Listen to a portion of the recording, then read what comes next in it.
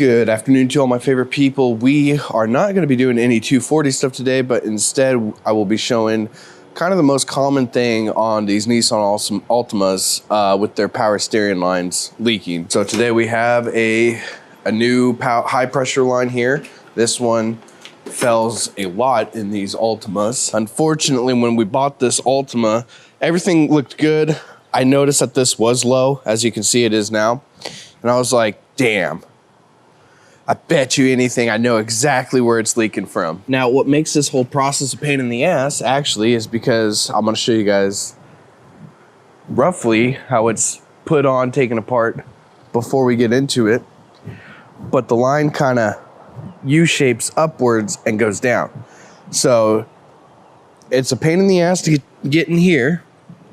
The best way to do it is get the wheel off. You can get in better from the underneath on the side. So it kind of mounts just like that. This is loose right now to keep it easy to get on. But it mounts kind of at an angle like that, which is what makes it a pain in the ass. Now it's the bolt with the two crush washers, which we have a bunch of crush washers. I'm gonna need those. The sensor, two 10 millimeters, two 10 millimeters. These, which I think are 15s. I'll walk you guys through the tools towards the end here. And then this goes to the high pressure line. There is a rubber O-ring that goes over this too. Actually, I got it came with its own, so I actually don't need my personal set. So the reason we're doing this today and not the 240 stuff is we have a Oklahoma trip coming up, and both cars kind of need to be ready for that. My Sequoia needs an oil change, and this needs that power steering line. So I'm gonna go ahead and get the car jacked up. I'm gonna do the oil change on the Sequoia as well and knock that out real quick, and then I'll show you guys underneath the car what it kind of looks like as far as taking that off goes. Boy, I tell you what, it is a hot one today.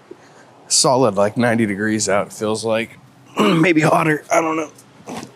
But if I can get under here and take a look, might be able to see they got this bolt right here. That is a 21, I believe. And then, I'm not sure if you guys can see, but up there is the bracket for it. There's the other bracket for it underneath right here. You can get it through the back here of the subframe. And then we have the big ass line. That is a real pain in the ass to get to. I normally get to it from this side like this. I have a small wrench for these actually, and I just go in from right here. That way I don't have to drop the exhaust or anything like that, because dropping this whole thing, I have to drop it from the back here, from the front here, and it makes it easier. But with an old car like this, chances are you're gonna break stuff or break bolts because old rusty exhausts. So best to do your best to avoid all that. So like I said, it's not hard. It's just a pain in the ass because of how tight it is. Now, if I had a lift, this would be way easier. And I would drop the exhaust if I had to lift, because I would have more leverage and stuff like that, more room. But since I'm limited on space, we're just gonna send it. All right, time to knock this out real quick.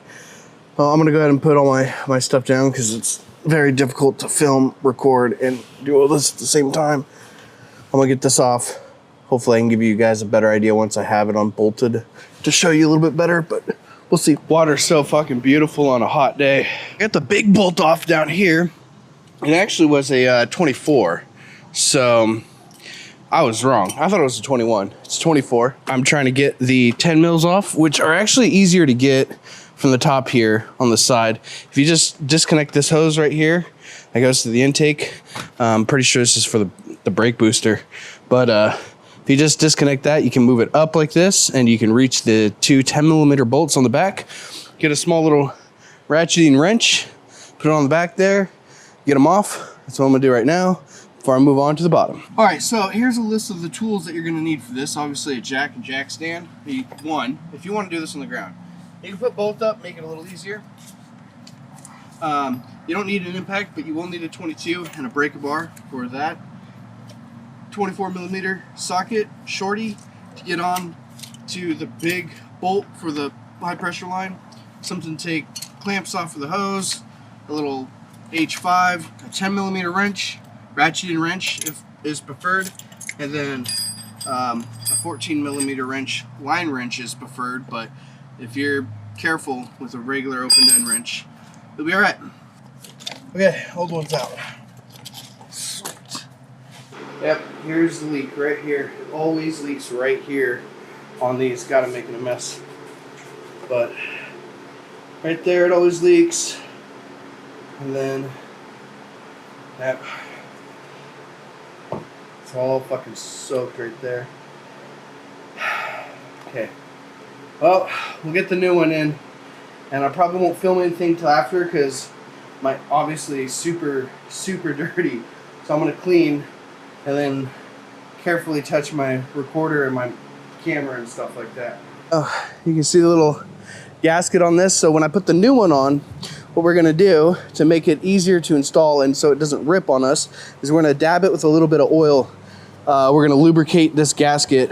That way when you put it on and it squishes in, it won't rip. A lot of people don't put lubricant on it and they'll immediately have another power steering leak or another leak just because they didn't do that. So make sure you lube it a little bit so it doesn't rip the gasket. And that's about it. Get that sensor off here in a second and put it on the new one and hook up the new one, and I'll be right back with you guys. Oh, we're done. I got heat stroke, so it took me a little longer. Well, it took me a little longer because the bolt for the power steering pump is a real pain in the ass to get on. Bolt that goes into here is very particular on how it goes on. Now, the way I did it was I got it threaded by like barely 1 or 2 threads and then just prayed and hit it with an electric impact or ratchet, which you shouldn't do because that's how you cross thread stuff. But I'm confident enough. I ended up breaking something, tightening it on, so I'll have to replace that later. This is my personal car, so I don't really care right now. This line I ended up taking off the new one. I didn't even bolt this on. It was such a headache, and I was starting to get heat stroke really bad. So I said, you know, I don't care. This is just some bracket mount. It doesn't even touch anything under the car back there. Fuck it. Said the hell with that, and it'll be fine. I've done a lot of Altimas in my days like that, and I've never seen one come back. So it's okay. So I took this hard line off, connect it from this end in the rack first, and then connected it to the hose.